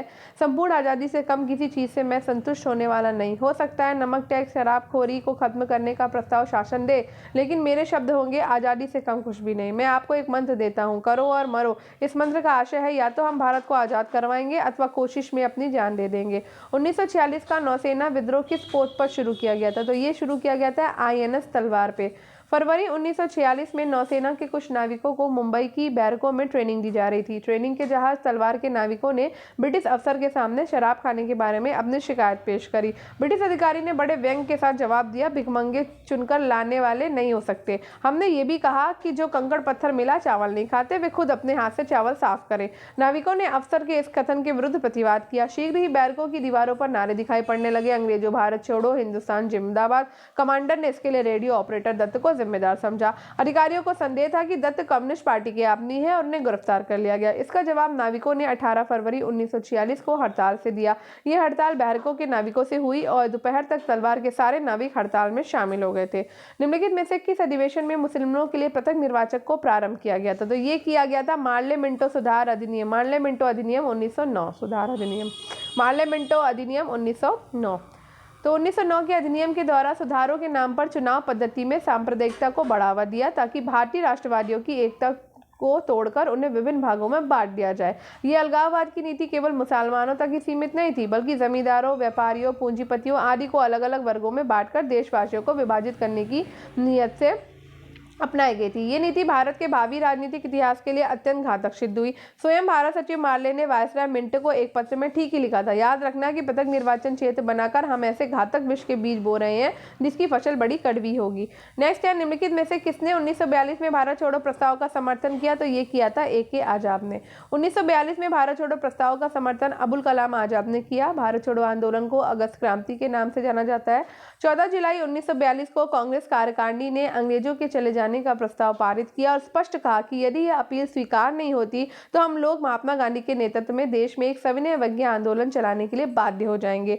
8 अगस्त 1942 को बंबई में हुई अखिल भारतीय कांग्रेस कमेटी की बैठक में इस प्रस्ताव का समर्थन हुआ। महात्मा गांधी के भारत छोड़ो प्रस्ताव का समर्थन AK आजाद ने किया था। नेक्स्ट है, भारतीय राष्ट्रीय कांग्रेस के निम्नलिखित अधिवेशनों में किस अधिवेशन में मोहनदास करमचंद गांधी ने सर्वप्रथम भाग लिया था? तो ये लिया था कलकत्ता अधिवेशन 1901 में। तो महात्मा गांधी ने सर्वप्रथम 1901 में आयोजित कांग्रेस के कलकत्ता अधिवेशन में भाग लिया था। इस अधिवेशन की अध्यक्षता दिनशा वाचा ने की थी। महात्मा गांधी ने 1924 के बेलगांव अधिवेशन की अध्यक्षता की थी। ठीक है, भारत छोड़ो आंदोलन कब स्थगित हुआ? तो भारत छोड़ो आंदोलन जो है वो स्थगित ही नहीं हुआ था, क्योंकि 7 अगस्त 1942 को बम्बई के ग्वालियर टैंक में कांग्रेस का अधिवेशन हुआ और इसकी अध्यक्षता अबुल कलाम आजाद ने की थी। नेहरू ने भारत छोड़ो आंदोलन प्रस्ताव पेश किया, जिसको थोड़े बहुत संशोधनों के बाद 8 अगस्त 1942 को स्वीकार कर लिया गया। 9 अगस्त 1942 को भारत छोड़ो आंदोलन शुरू होते ही गांधी सहित सभी प्रमुख नेताओं को सरकार के द्वारा गिरफ्तार कर लिया गया और ये आंदोलन काफी दिन चला और धीरे धीरे मंद पड़ गया। कांग्रेस ने इसे आधिकारिक तौर पर स्थगित नहीं किया था। नेक्स्ट है, भारतीय राष्ट्रीय कांग्रेस की स्थापना से पूर्व निम्नलिखित संघों के निर्माण पर विचार करिए। तो the Indian association, Madras native association, Poona सार्वजनिक सभा और इंडियन लीग। तो यहाँ पर आएगा सबसे पहले मद्रास नेटिव एसोसिएशन, उसके बाद आ जाएगा पूना सार्वजनिक सभा, उसके बाद आएगी आपकी इंडियन लीग और उसके बाद आ जाएगी द इंडियन एसोसिएशन। तो मद्रास नेटिव एसोसिएशन की जो स्थापना होती है वो 1852 में होती है। कहाँ होती है? कलकत्ता में होती है, ब्रिटिश इंडियन एसोसिएशन की शाखा के रूप में। ठीक है, इसने भी अंग्रेजी संसद को 1853 के चार्टर से पूर्व एक ज्ञापन भेजा जो बम्बई और कलकत्ता एसोसिएशन के नमूने पर आधारित था। फिर पूना में 1867 में पूना सार्वजनिक सभा बनाई गई जिसका उद्देश्य था सरकार और जनता के बीच एक सेतु के रूप में काम करना। उसके बाद 1875 के सितंबर में बाबू शिशिर कुमार घोष ने एक इंडियन लीग बनाई जिसका उद्देश्य था लोगों में राष्ट्रवाद की भावना जगाना और राजनीतिक शिक्षा को प्रोत्साहित करना। 26 जुलाई 1876 को इंडियन लीग का स्थान इंडियन एसोसिएशन ने ले लिया और इसे आनंद मोहन बोस और सुरेंद्र नाथ ने स्थापित किया था। कब भारतीय साम्यवादी दल की स्थापना हुई थी? तो ये हुई थी 1924 में। 1 सितंबर 1924 को भारत में कानपुर षड्यंत्र के मुकदमे के अंत होते ही सत्य भक्त ने ये घोषणा कर दी कि उसने भारतीय साम्यवादी दल की स्थापना कर दी है और वो स्वयं ही उसका सचिव बन गया। इसकी अध्यक्षता सिंगारवेलु ने किया और उसका कार्यालय 1925 में बम्बई में स्थानांतरित किया। इसके प्रमुख सदस्यों में मौलाना हसरत मोहानी, BM जोशी और पंडित राम गोपाल एवं रमाशंकर अवस्थी थे। नेक्स्ट है, निम्नलिखित में से किसने WC बनर्जी का नाम भारतीय राष्ट्रीय कांग्रेस के प्रथम अधिवेशन बम्बई 1885 के अध्यक्ष पद के लिए प्रस्तावित किया था? तो ये किया था A.O. ह्यूम ने। भारतीय राष्ट्रीय कांग्रेस की स्थापना 1885 में हुई और इसका प्रथम अधिवेशन हुआ था 28 सितंबर 1885 को। कहाँ? बम्बई में गोकुलदास तेजपाल संस्कृत विद्यालय में आयोजित किया गया था। इसके प्रथम अध्यक्ष WC बनर्जी थे। WC बनर्जी का नाम भारतीय राष्ट्रीय कांग्रेस के प्रथम अधिवेशन बम्बई 1885 के अध्यक्ष पद के लिए A.O. ह्यूम के द्वारा प्रस्तावित किया गया था। नेक्स्ट और लास्ट क्वेश्चन, 1938 में भारतीय राष्ट्रीय कांग्रेस के द्वारा स्थापित राष्ट्रीय योजना समिति यानी कि नेशनल प्लानिंग कमेटी का अध्यक्ष कौन था?